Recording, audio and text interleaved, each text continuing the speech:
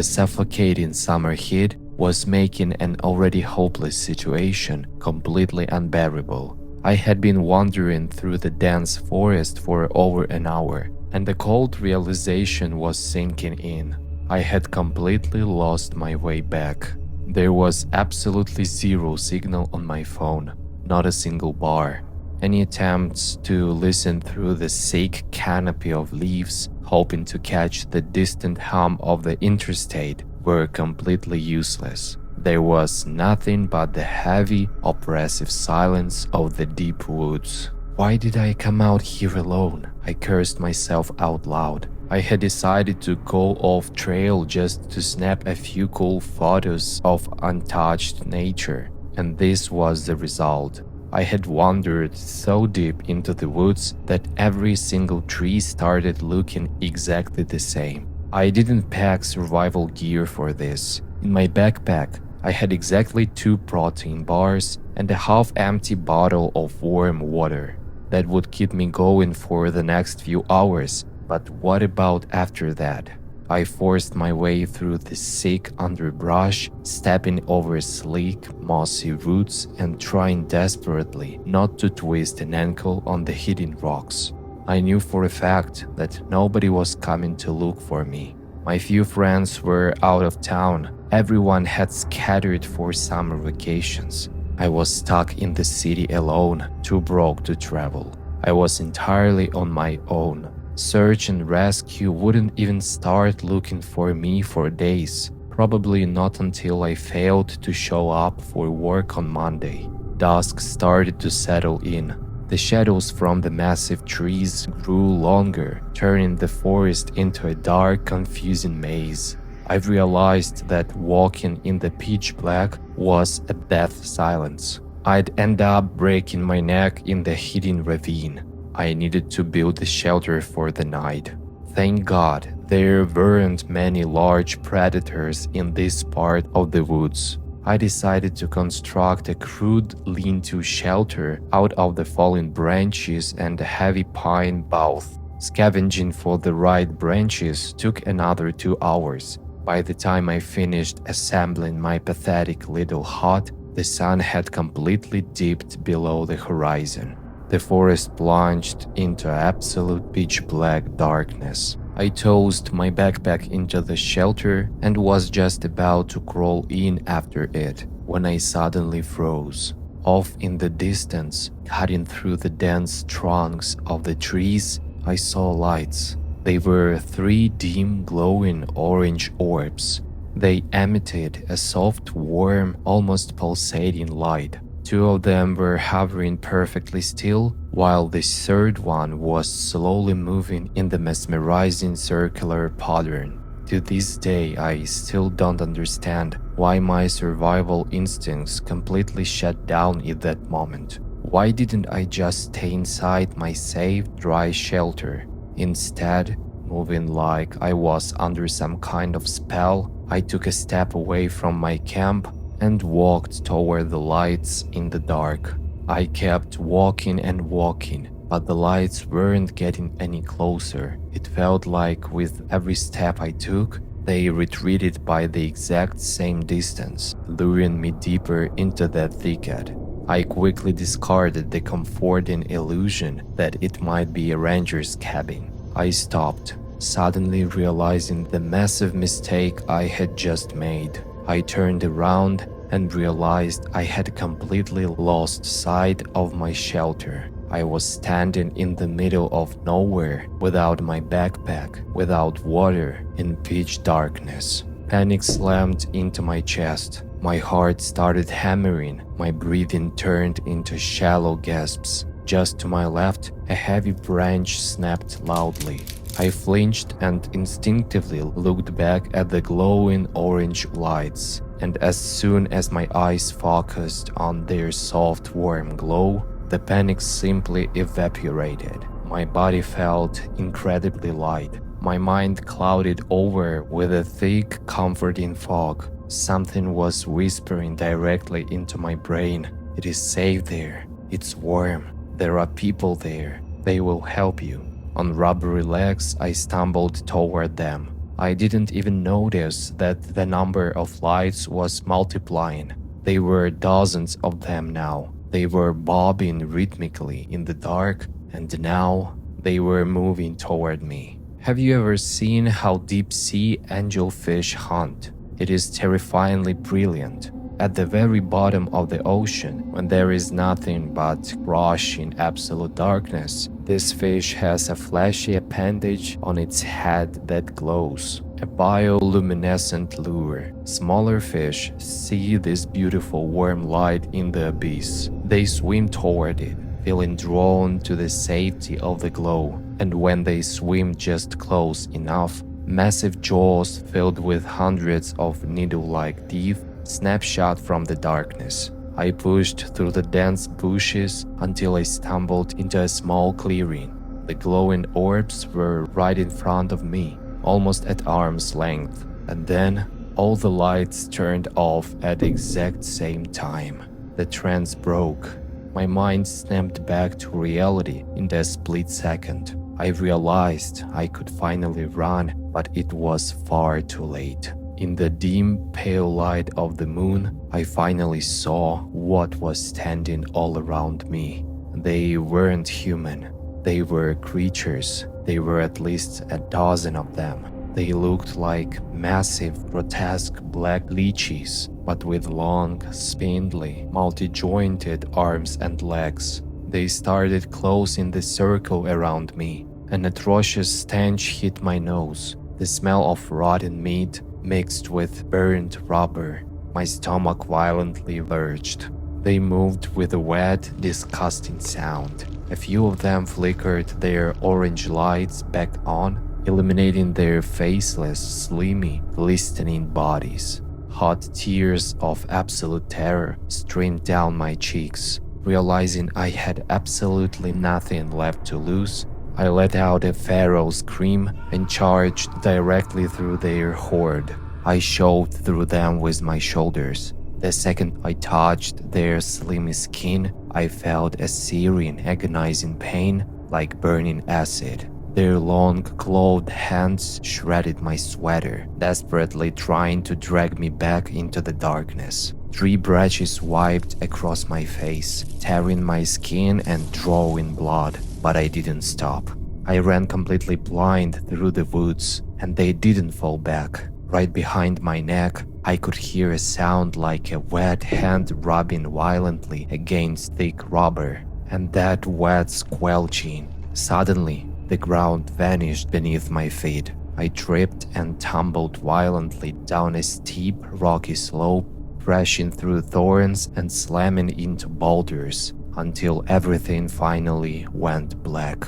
I woke up late the next morning. The bright sun was blinding my eyes. I was lying in a deep drainage ditch, and just a few yards away, cars were zooming by on a paved interstate. I had survived. Tumbling down that steep drop-off had saved my life. They didn't follow me down to the asphalt. I was covered in mud and dried blood. Across my arms, neck, and back were horrific, corrosive chemical burns from where they had grabbed me. I limped onto the shoulder of the road and hitched a ride to the nearest town. Going back into those woods to find my backpack wasn't even an option in my mind. After that, I spent a lot of time with a therapist. Of course, he didn't believe a word of it, blaming the entire thing on extreme stress, dehydration hallucinations, and toxic plant exposure. I went through rehab, and eventually my life mostly returned to normal, but that night still lives in my head. I frequently wake up in a cold sweat, swearing I can hear that wet squelching sound in my bedroom. If you're listening to this story right now, I want to give you one piece of advice. If you ever find yourself out in the woods at night, for whatever reason, and suddenly off in the distance, cutting through the trees, you see a soft, pulsating orange light, look away, close your eyes, and run in the exact opposite direction as fast as your legs can carry you, because I know for a fact they are still out there. waiting. This story didn't happen to me, but when it was told to me, I didn't doubt its truth for a second. In the summer of 2009, I went to visit my grandmother in the remote mountain town in Appalachia, West Virginia. The kind of place where self-service dies and everyone knows everyone's business. There, through a lucky coincidence, I met a great local girl named Chloe. Chloe had an older brother named Luke. He was built like a brick outhouse, a real mountain man. At first, he glared at me like a wolf, and there were even a few threats, but eventually, we found common ground. Luke turned out to be a normal guy, and one fine day, we agreed to go fishing together at the local lake. The sun was beating down relentlessly. The fish were biting reluctantly, and the mosquitoes were eating us alive. Thank God Luke brought along a cure for the sweltering boredom. A large mason jar of strong homemade local moonshine. We quickly finished it off, the liquid burning our throats. After that, we kind of stopped caring about the fish, and we started chatting about everything. Suddenly, Luke became very serious. His gaze darkened, and he told me a story that happened to him before he ever met me. Luke had a childhood friend named Tommy. The two of them were inseparable back in the day. They often visited abandoned forest cabins miles off the main road, looking for old coins, antique bottles, or copper wire to scrap for cash. One dead of night, fueled by boredom and cheap beer, they decided to explore an old, rotting, uninhabited house that was located deep in the woods. They approached the house and pulled the front door. It was locked. They walked around the house and saw a window that had been ripped out along with its frame. The guys climbed inside through it. Inside the house, the air was thick with dust and the smell of rot. Everything was turned upside down. Dirty, mildewed sheets were scattered across the floor. A rusted iron bed was flipped over, and the heavy wooden table was broken in half. While they were sifting through the trash in the pale beams of their flashlights, they suddenly started hearing some noise from outside. At first, they thought it was a wild dog or a coyote, but they still decided to lay low and turn off the lights. Luke told me that for some reason, at that exact moment, a chilling fear pierced his soul. The noise outside wouldn't stop. In the absolute suffocating silence of the Appalachian night, you could clearly hear thick, dry branches snapping loudly under someone's feet. And suddenly, it dawned on Luke. A dog or a coyote cannot be that heavy. Whatever was walking outside was massive, and it was walking on two legs. The footsteps were slow, heavy, and deliberate, pacing back and forth in front of the porch. At that very moment, Luke became truly terrified. His mouth went completely dry, and his heart started hammering against his ribs. Then Luke noticed his friend. Tommy was standing motionless, staring at a single spot, and his face was completely contorted with unspeakable terror. Luke slowly turned his head at the exact same spot. He froze, staring right at them through the empty, shattered window with the massive god's face. It wasn't just an animal. It was too high off the ground, hunched over broad humanoid shoulders. Its face was pale, covered in filthy, matted fur that reeked of copper and wet earth. But the worst part was the eyes. Human eyes, but with horizontal pupils gleaming with a sickly, intelligent malice. Running out of the house was terrifying because that thing was standing right outside the only exit. They just stood frozen in the dark, trapped, not knowing what to do. Suddenly, the god's face slowly lowered down and disappeared into the shadows. Dead silence fell over the woods. Tommy and Luke continued to stand like statues, afraid to even breathe. About 5 minutes passed. Nothing happened. They nervously started to think that everything was fine and the creature had left. But suddenly, from outside, right next to the closed front door, someone yelled. It was a macabre, distorted voice. It sounded like a vocal cord trying to mimic a human, but it was pitched wrong, vibrating in a demonic register. Open the door, or it's going to be worse. Right after those words, something started slamming into the old wooden door. The blows were of such inhuman, explosive strength that the entire cabin shook, dust falling from the ceiling. Tommy went into full hysterics. He dropped his flashlight and started sobbing uncontrollably, covering his ears. After about the third massive blow, the rusted lock gave out. The door violently smashed wide open. Luke didn't wait for that thing to step into the room. Beside himself with primal fear, he sprinted toward the broken window. He vaulted through the splintered frame and landed hard on the muddy ground outside. And in that exact second, he heard a heart-rending, agonizing scream from Tommy echoing out of the pitch-black cabin. A wet, tearing sound followed. At this point of the story, Luke's voice cracked and his hands were shaking so badly he had to put his drink down. I swear tears welled up in his eyes. Luke ran. How he made it home through the dense pitch-black woods, he couldn't remember himself. Branches whipped his face, tearing his skin, but he didn't stop once. He lay in his bed the entire night, paralyzed, without closing his eyes. Morning finally came. Someone knocked aggressively on Luke's door. It was Tommy's mother. She was in panic. She said that her son came home near dawn, barely alive. His hair, which had been dark brown the day before, had turned completely stark white.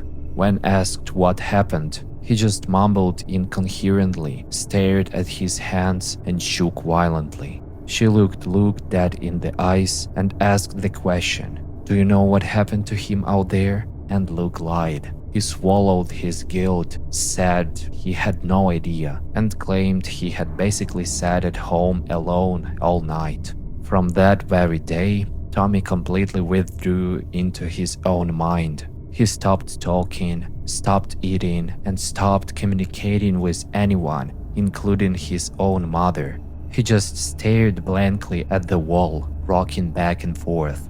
A week later, he was taken to the psychiatric asylum, and they keep him there to this day, heavily medicated in the locked ward. The only person in the world besides me that Luke ever dared to tell this story to was his sister Chloe. And thank God she was one of those rare girls who knows how to keep a dark secret. I was the second, and most likely the absolute last person Luke told this horrific truth to, because exactly 2 weeks after our conversation on that lake, Luke died in a horrific, fatal motorcycle crash on an empty night highway. They say he swerved off the cliff like he was trying to avoid something standing in the middle of the road. Why he told this story specifically to me, a city guy he had only known for a couple of weeks, I don't know. Probably it was just eating away at his soul. The guilt was gnawing him alive from the inside. He needed to confess it to someone, because if he told his local friends, they would have killed him for abandoning Tommy in that cabin, and the whole town would panic knowing what roams in their woods. Luke knew I was leaving soon and wouldn't tell anyone. To believe in the God-man or not to believe, that is a personal choice for everyone. But looking into Luke's haunted eyes that day, I believed it all. A few years ago, my older brother passed away. Shortly before his sudden death, He had moved into an off-the-grid cabin in a semi-abandoned logging village deep in the Maine woods. He bought the property from the previous owners for dirt cheap. His death was completely unexpected. He wasn't sick and never complained about his health. He was a cheerful guy who just wanted to live away from civilization. But the circumstances of his death were deeply disturbing. His body was found on a dirt road leading to the village. He was missing his left leg, and his face was frozen in a grotesque grimace of pure terror. The local authorities concluded he was the victim of a brutal bear attack. Even then, a worm of doubt crept into my soul. My brother never stepped foot in those woods without his hunting rifle. Yet no rifle was found near his body. I couldn't logically explain his bizarre death any other way. I buried my brother. As his only remaining relative, I inherited that cheap cabin. On one sunny Sunday, I decided to drive up to the village. The town had no name. It was officially listed in country records as condemned. There were no road signs, so I navigated using coordinates. I arrived around noon. It consisted of crumbling, rotten houses, pathways overgrown with weeds, dead gardens, and leaning fences. But the most overwhelming impression was the absolute crushing silence. There were no birds chirping, no wind rustling the leaves. The village consisted of 2 small blocks. The perimeter was enclosed by a massive wooden fence with only one entrance. The block where my brother's house stood was to the left of the gate. I decided to walk around the entire block first, inspecting this strange and gloomy area. Suddenly, I heard a sharp squeak. It sounded exactly like a metal saw scraping against a rusty pipe. The source was an open window in one of the neighboring houses. I saw a freight curtain swaying slightly and realized why the sound was so unnerving. Besides my own footsteps and the rustling dry grass, it was the only sound in this entire place. I got this heavy sensation that someone was watching me from the shadows. After a short walk, I finally gathered the courage to inspect my brother's house. It was a 2-story cabin. On the first floor, right past the entryway, was the kitchen. On the dining table sat a plate of half-eaten roasted potatoes, giving off a savory aroma. I cautiously took a fork and took a small bite. The potatoes were piping hot. The very second I put the fork back down, a sound echoed from the hallway. A small metal ball, about an inch in diameter, bouncing down the wooden stairs from the second floor. It hit every single step before rolling across the floorboards and coming to a stop right under the chair. I pulled the chair back to pick it up, but I didn't find the ball. I inspected the bottom of the chair, but I didn't see the ball this time either. It had completely vanished. I started feeling deeply uneasy. I had absolutely zero desire to go up to the second floor to investigate.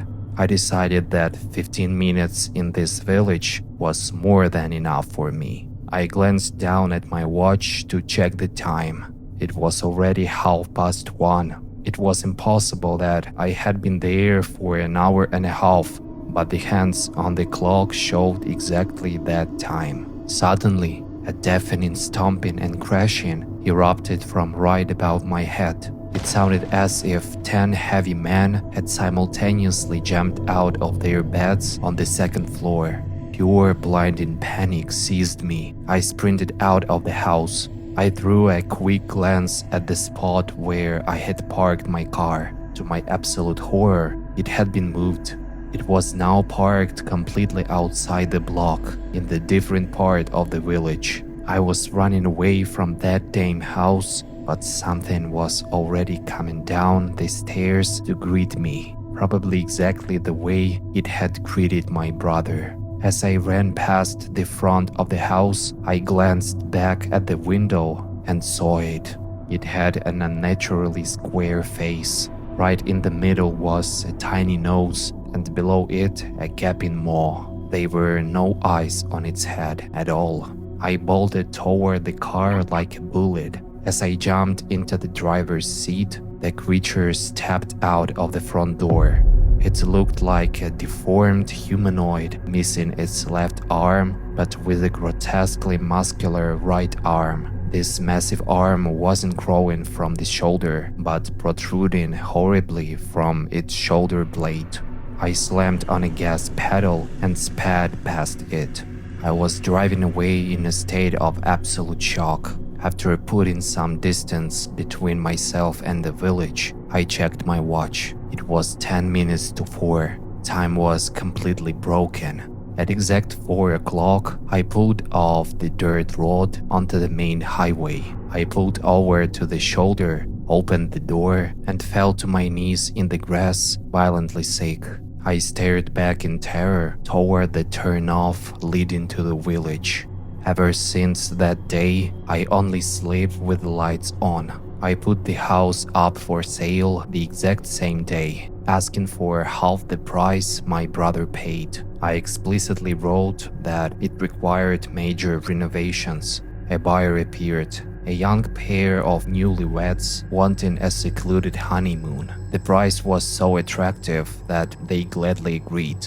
A month after the sale, I received tragic news. The young bride was brutally murdered out there. Her eyes had been completely scratched out, and her husband had lost his mind. The property was immediately seized by the state. Investigators came to my house, but I lied. I answered that I had only been there for a few minutes and knew nothing. Today, that entire area is some kind of restricted military or government facility, completely surrounded by barbed wire fences. People on the internet write that there is a massive magnetic anomaly zone there. On Google Earth satellite maps, that specific spot just shows an endless, dense forest. What is actually going on out there right now, I don't know, and I never want to know.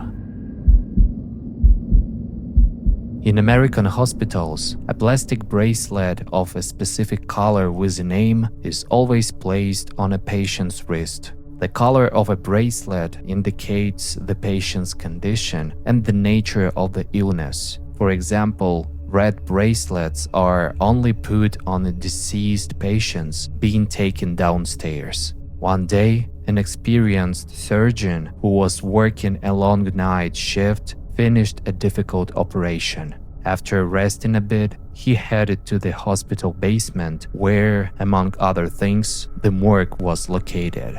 He stepped into the elevator along with a young woman. When the elevator reached the dark basement and the metal doors opened, they saw another woman waiting for the elevator, staring at the floor. But before she could even take a step forward, the doctor forcefully slammed the elevator doors shut and frantically pressed the bottom for the top floor.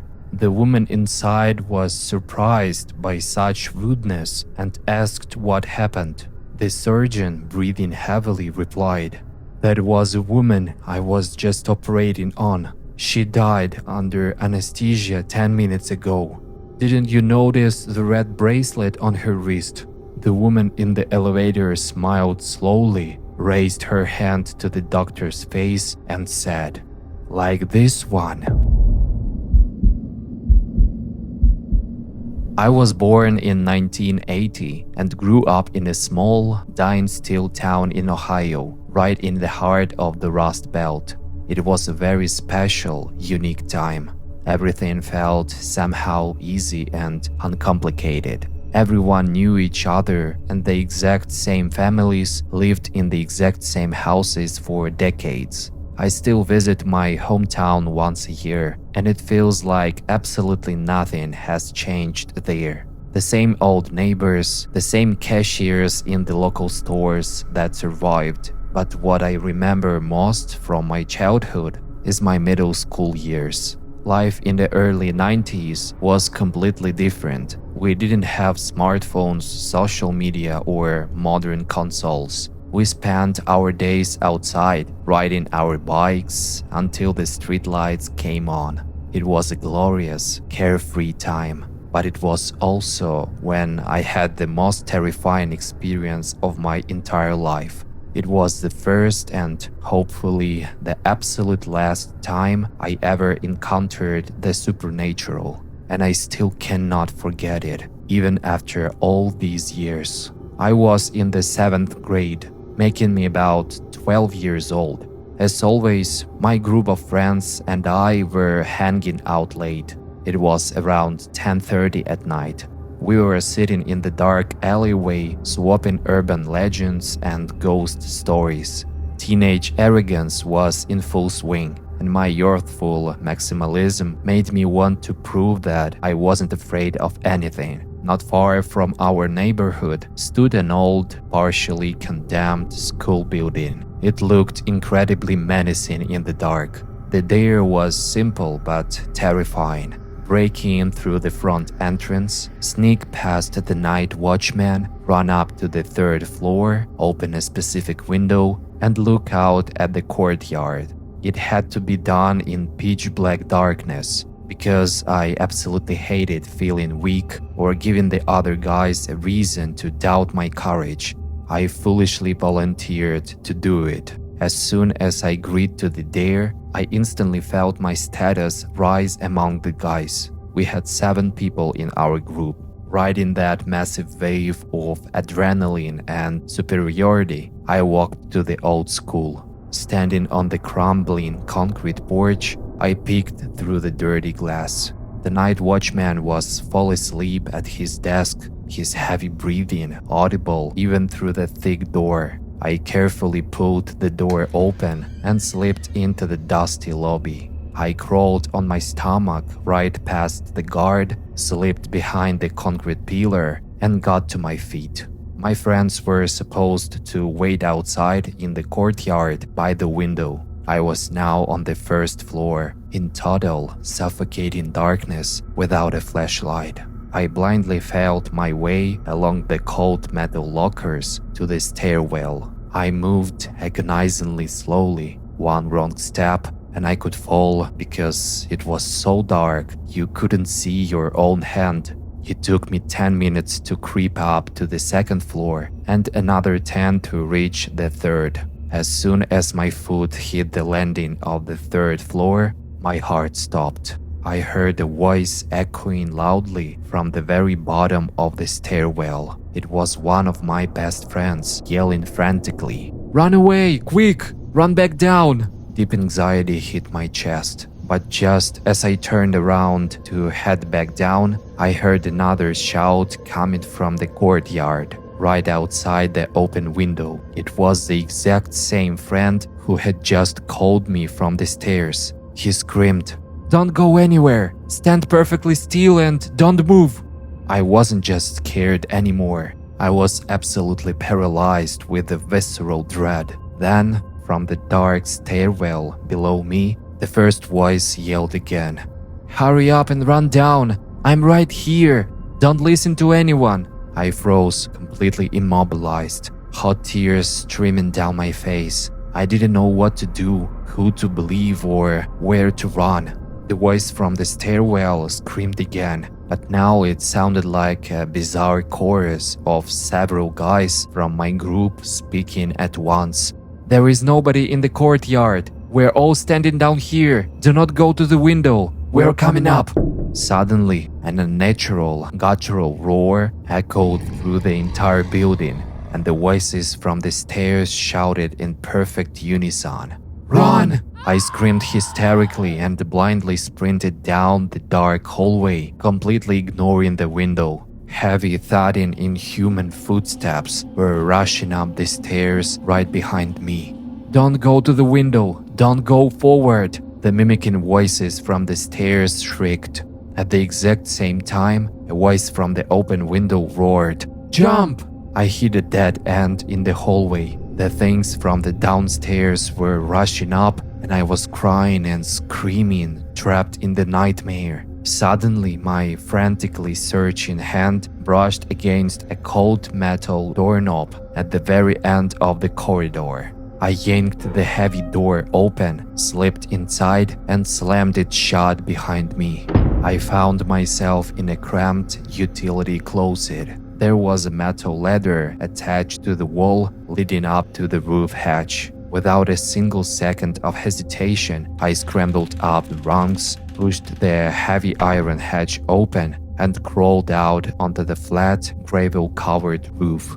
My heart almost stopped beating entirely. Sitting right there on the roof, huddled together, was my entire group of friends. I screamed in terror, "Don't come near me!" One of my friends rushed over, pushed me hard in the shoulder, and hissed, "Are you a complete idiot? We climbed up here using the rusted fire escape. The very second we heard someone calling your name inside the school." I stared at him in absolute shock, my mind completely breaking down. "Wait," I whispered, my voice trembling.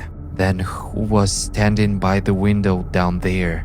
"We didn't even make it to the window," he replied, shaking like a leaf. "We were walking behind the school, and then we heard our own voices coming from the dark courtyard, and we got terrified." The voices inside the school had gone completely silent, but we were way too terrified to even peek over the edge of the roof. We sat up there shivering until 7 in the morning, until the bright sun came up and the normal people started walking on the streets below. We climbed down the fire escape and never spoke of that horrific story out loud again. But I will remember that terrifying night for the rest of my life.